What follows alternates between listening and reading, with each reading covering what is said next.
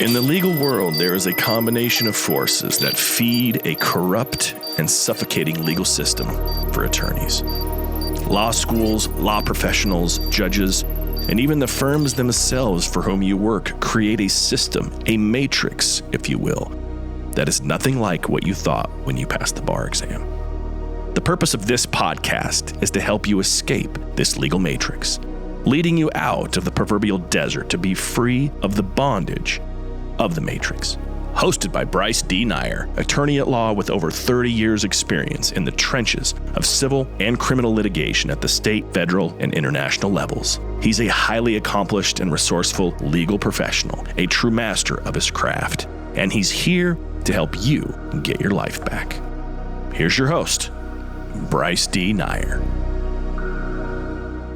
All right, here we are again with Bryce D. Nyer here in Fayetteville, North Carolina, in the Fort Bragg area, now called Fort Liberty, but I'll never call it Fort Liberty. It's always Fort Bragg to me, home of the 82nd Airborne, 18th Airborne Corps, and all those Special Forces folks out there.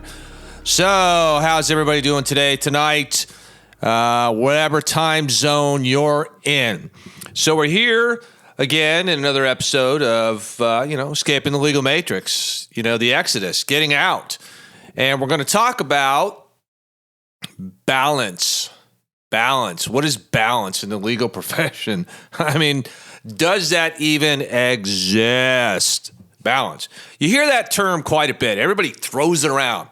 You need to have balance. I'm good, balance. No, you don't. I have balance. And everybody's like, what is balance to you? Especially in the legal profession when you're working, 1,000 hours a day. Songs like from the Beatles, like 8 days a week. Because that's what happens when you're in a legal profession and you're stuck in the legal matrix. Where the hell is balance coming into this?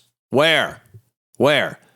Somebody answer me that question, because balance is defined many different ways. How do you define balance? I mean, ask yourself that question, that better question. How do I define balance as a law student or as a lawyer? Especially when you're a new lawyer and you're working for somebody else and they're just working you to death and you're like, God, man, I just need a day off. I need a weekend off. Nope, can't do it. We got trial on Monday. We got to have this motion typed up by Saturday. And all the senior partners, what are they doing? They're off in their swanky boats on the beaches with their loved ones and a tropical drink of their choosing while you're doing what? Slaving away. And there's no balance in your bank account. Think about that. Look at my bank account. That balance is pretty low. Well, so is the balance in your life. It is. Because you're working and slaving away in the legal matrix. And see, that's what the legal matrix does. That's what it wants you to do, man. It's like a leech. It's just like a blood-sucking leech. Sucking the very life right out of you. I mean, let's face it. From the first day of law school, when you get there, for you law students, you know how this is. You're confused. You don't know what the hell. You think you know what's going on, but you don't. And you've already received your assignments like the week or two before, reading like 700 pages.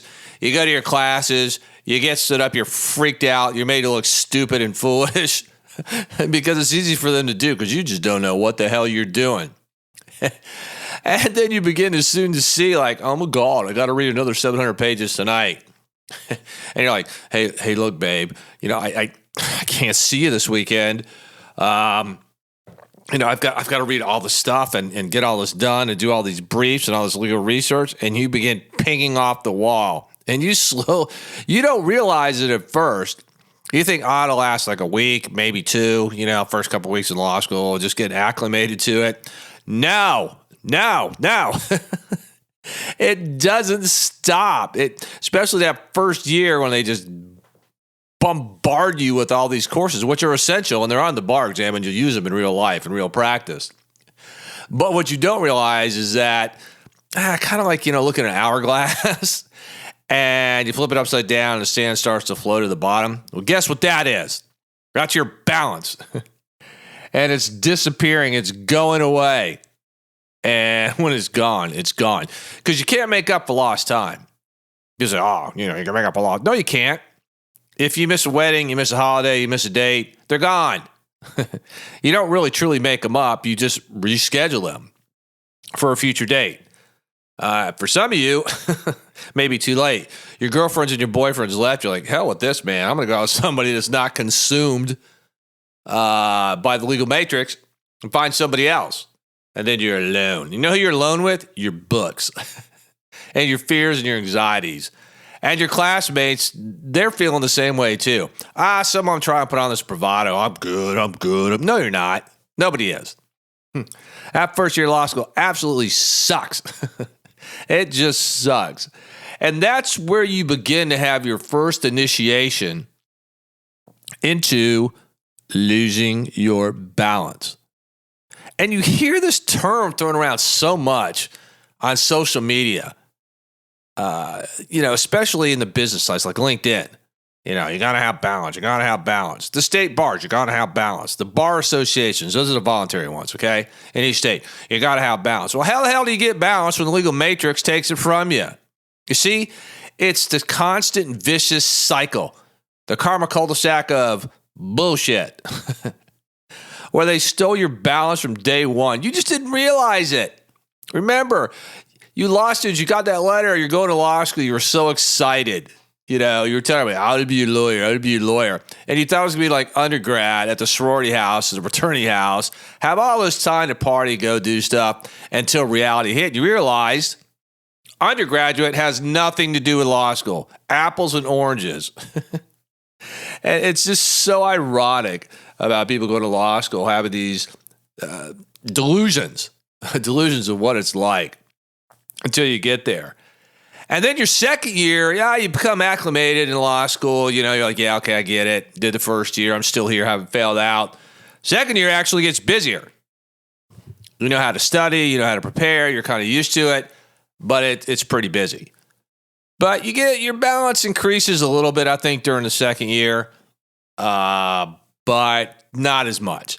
Then the third year of law school, you're bored shitless. It's the most boring, wasted period of time because most of the time the third year are elective courses, okay? And maybe some trial advocacy where you get to do one civil or criminal trial, thinking you're preparing for the real world, which you're not because you're never prepared when you graduate law school and then pass the bar exam. You're never prepared until you actually get the experience under your belt. Then the bar exam comes. Okay, let me tell you about the bar exam, law students. There is no balance at all when you start the bar preparation course for the summer after you graduate, or if you take it during, the winter. So it's offered usually in states during July in the summer and typically February, during the winter months, depending upon when you take it. So you're so bogged down and freaked out about, am I going to fail or am I going to pass? Am I going to fail or am I going to pass? That everything and everybody goes to the wayside when you're studying for the bar exam. And maybe you don't even care about balance. But I can tell you, when you study for the bar exam, nope, there's no balance. Zero, out the door. Turn TV off. Turn your cell phones off. Don't call your family, friends, girlfriends, boyfriends. Pet unicorns. Don't even pet your damn dog. Because you don't get any balance, man.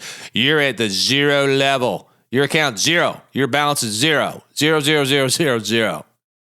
And that's what happens. Now, after the bar exam, everybody goes crazy. They go out drinking, celebrating, it's done, it's over. Then, you get a little reprieve. You get a reprieve. You got some time. You're waiting on your bar results, which could be anywhere from 30 days to 90 days, depending upon what state you're in. And you're taking some, maybe you got a job already. Maybe you're doing something in the interim. And you're gonna have some time to do some balance things, to go travel, be with other people, have a beer, whatever the hell it is you do, or however you define balance. But then, when you start that new job in the legal matrix, okay, you want to impress your law partners, the senior folks, the ones that hire you, and they're going to work you to death. And you'll get so consumed with being on top of things or trying to be on top of things or keep the inbox from getting filled up or your email account. And they'll be like 1 email, 5 emails, 10,000 emails. You'll lose your mind. And it never goes away.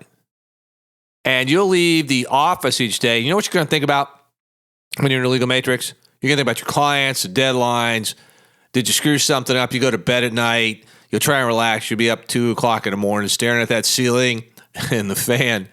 You'll be like, oh, man, I'm so stressed out.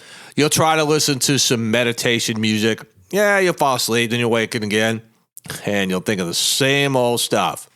And your balance is like dangling out there like, please save me. Please save me. Come hug me. And it just runs away. So I've been down this route, especially when I first started out. The balance just kind of went away. You know, I'd go work out at the gym. I'd try and make some time for that. But the reality was I was so swamped with deadlines and getting things done that getting real balance was very difficult. And balance to me was different things. Like I wanted to go to the beach. I wanted to go out on dates. I wanted to go get a beer, a barbecue, wanted to celebrate the holidays. And as the years went on, and especially when I opened my own firm, and of course, when you open your own firm and you're in charge, you think, well, I'll have more time off and I'll have more balance. No, you won't. No, you won't. And you won't until you demand it. And you draw that line in the sand. Yeah, draw it. Draw it and say, I'm not going to let people come over this line. I'm not crossing this line. And I'm going to set parameters. And when you do open your own firm, yes, you're in command. You're in control of what you do inside your own firm, who you hire, who you fire, what case you take or you don't take. But remember, when you're doing litigation, you are at the mercy of the judges in the court. And they'll just drive you bonkers. They'll drive you crazy. They'll schedule stuff, just throw it on a docket, and you'll be like, you got to be ready. You're like, I can't be ready. I'm like, well, too bad. Our stats look bad, and we need this case adjudicated off my statistical sheet. That's what the judge is going to do. They don't care about your balance. State Bar don't care about your balance. The Voluntary Bar Association don't care about your balance. They all talk a good game, but it's all bullshit, okay? Because if they cared about your balance, if they cared about it, really cared about it, they wouldn't put you in this situation anyway. And to a certain degree, they have some control over it. But think about what the legal profession is. It's constant collisions. You're colliding with who? Other lawyers, the judges, your clients, your staff, the clerks of court, the whole frickin' world, man. You're fighting because that's the profession you chose. And the legal profession, by its very nature, is combat-oriented. That's what it is.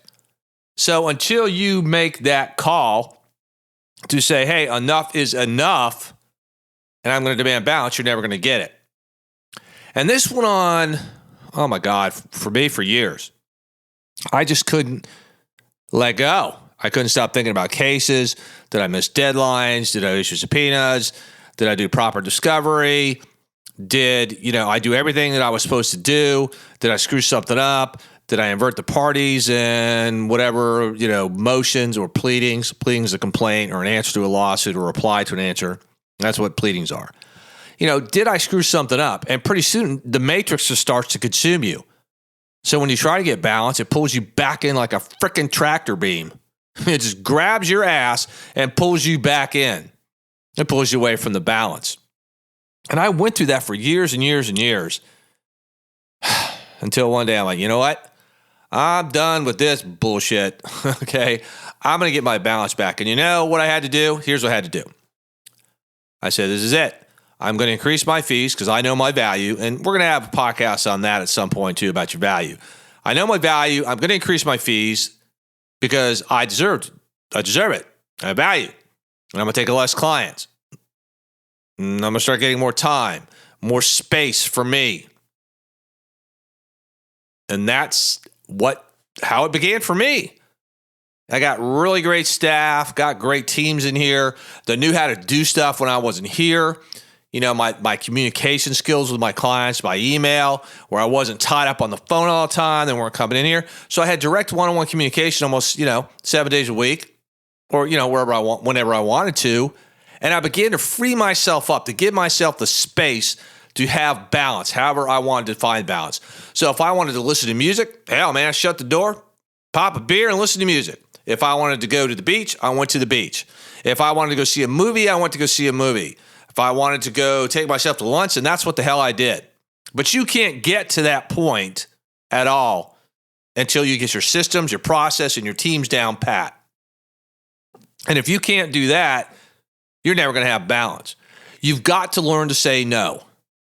You have to learn to say no to other lawyers, to your clients, to your family, to your staff. And sometimes you got to learn to say no to the judges tactfully. Okay, now judges are in charge of the courtroom. You can't just go in there and piss them off, because they have responsibilities too, to keep control of the dockets, to manage their courtrooms. And most of the time, the administrative office of the courts or the equivalent, depending on what state you're in, they monitor how many cases are being adjudicated. They're a bunch of bean counters, a bunch of beanheads too. Okay, they're a bunch of bureaucrats. But they can make the life difficult from the senior judges that are responsible for managing the other judges. Some of them are called chief district court judge, chief superior judge, chief justice of the state Supreme Court, or at the appellate level. Depends upon which state you're in. But remember, the bean counters, they're only concerned about numbers. They are not concerned about your balance. They really do not care. I don't care what they tell you from the state bar, the bar associations. They don't care. At the end of the day, they just don't.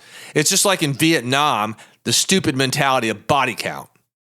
Now, some of you are way too young and weren't even alive during the Vietnam War, but basically they'd have these reports come in. How many of the enemy did we kill?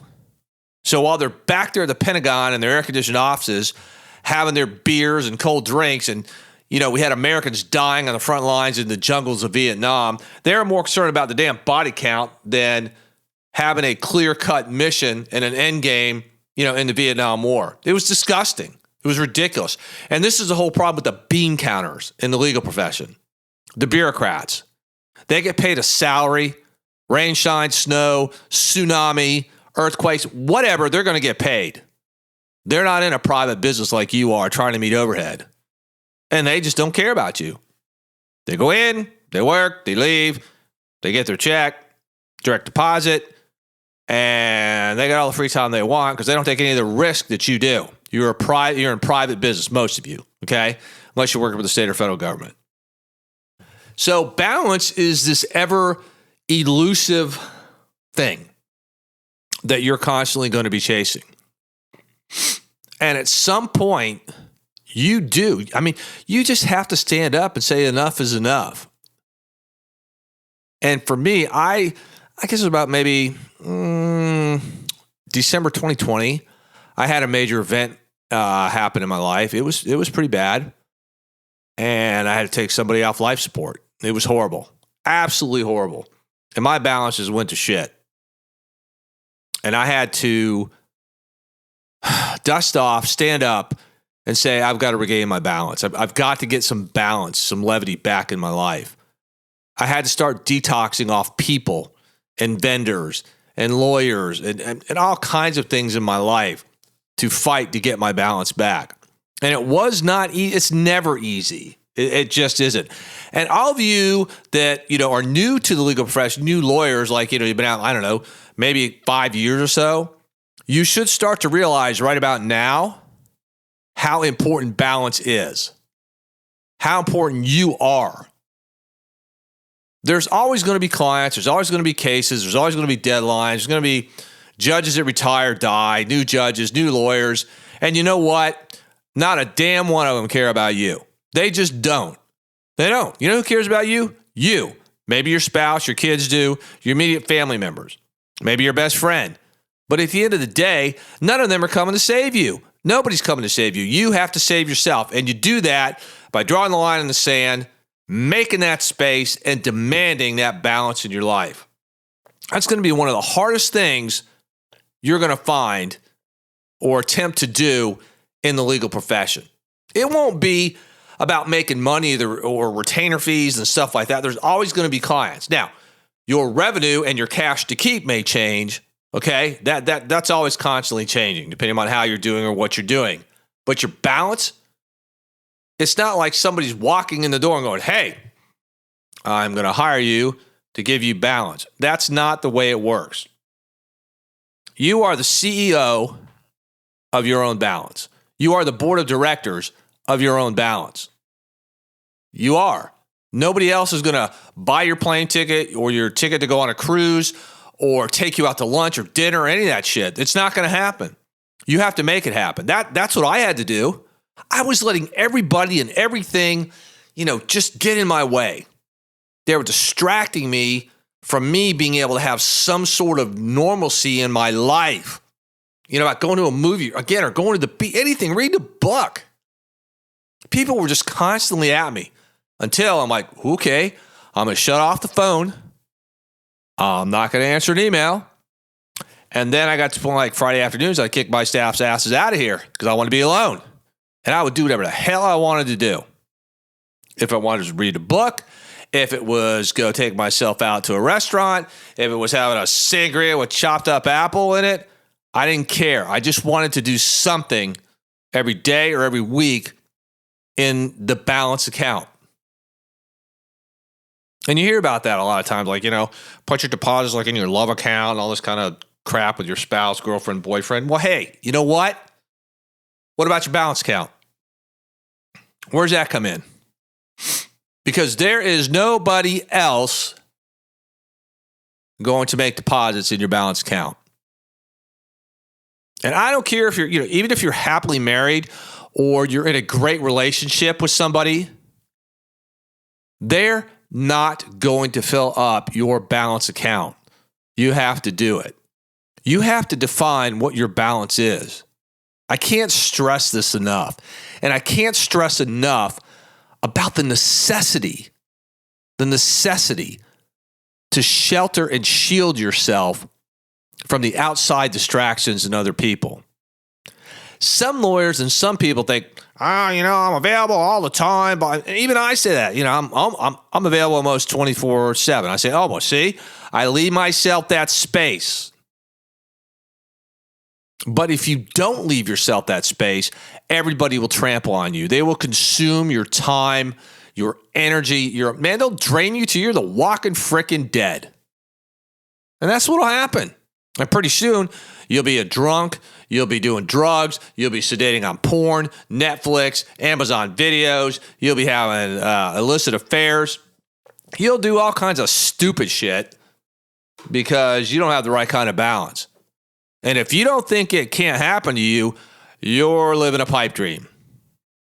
The most successful people in industries across this world have fallen into that trap where they got so consumed with their work and their profession, they forgot who the hell they were.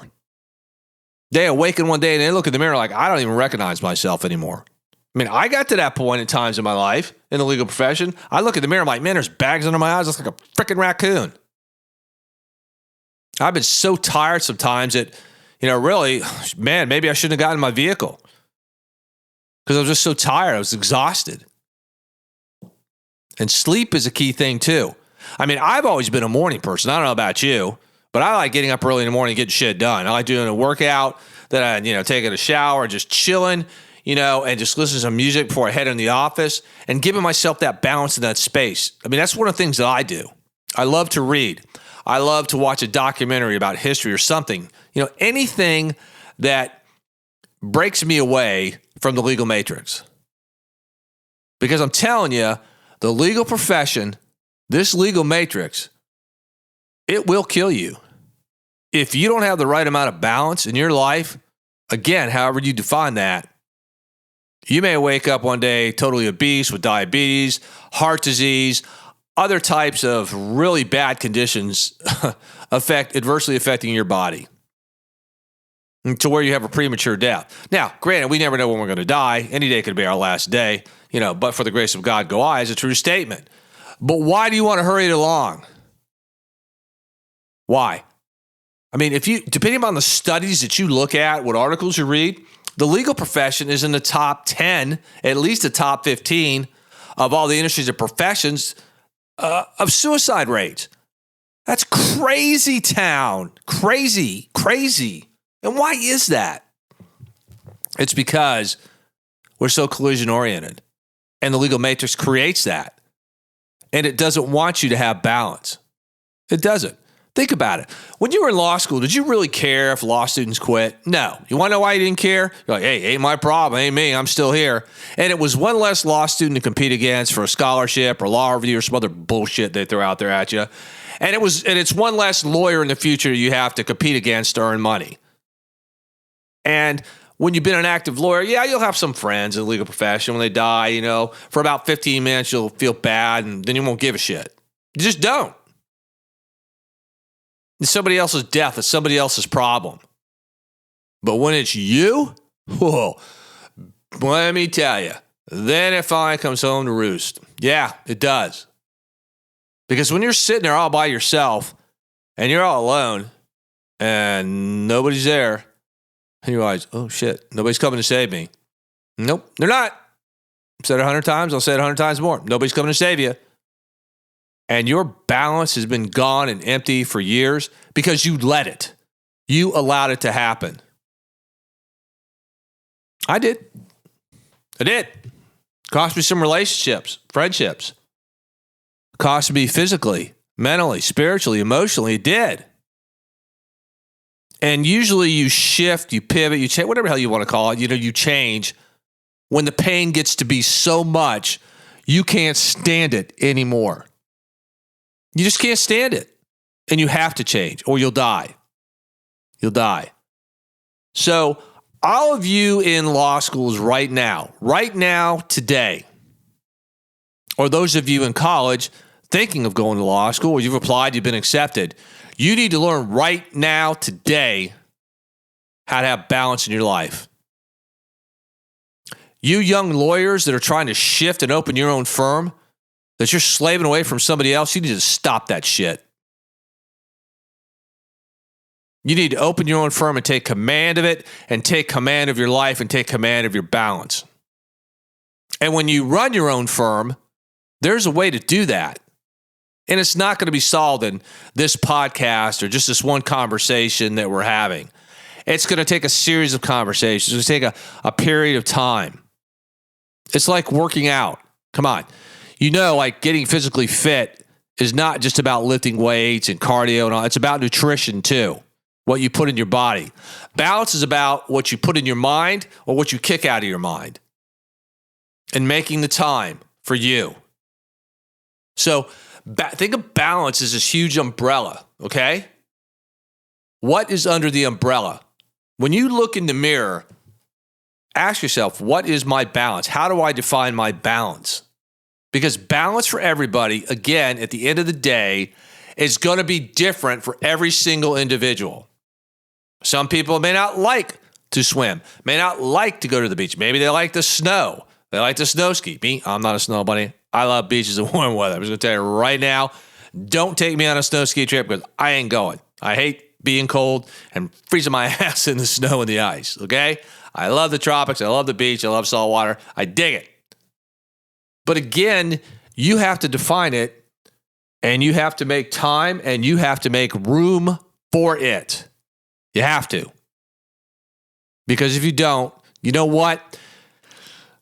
You might be in your 20s or 30s, I don't know, however the hell old you are, and 30 years is going to fly by. I'm telling you this, 30, 40 years, and you're going to look back and be like, where the hell did my life go?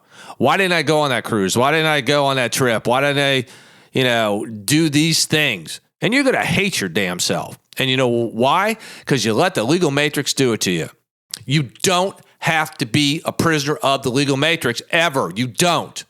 See, this is the whole problem about the legal profession. They have brainwashed and ingrained in law students and lawyers this bullshit for decades. For decades. Oh, you're lucky you work here. You're lucky you're working 2,000 hours a day. Those billable hours, blah, blah, blah. It's bullshit. Because if you're dead of a heart attack or you're paralyzed because of a stroke, then where the hell are you? All the money in the world you won't care about when you're paralyzed in a wheelchair because you had a stroke and you can't talk and you're spitting up on yourself. Or you're dead.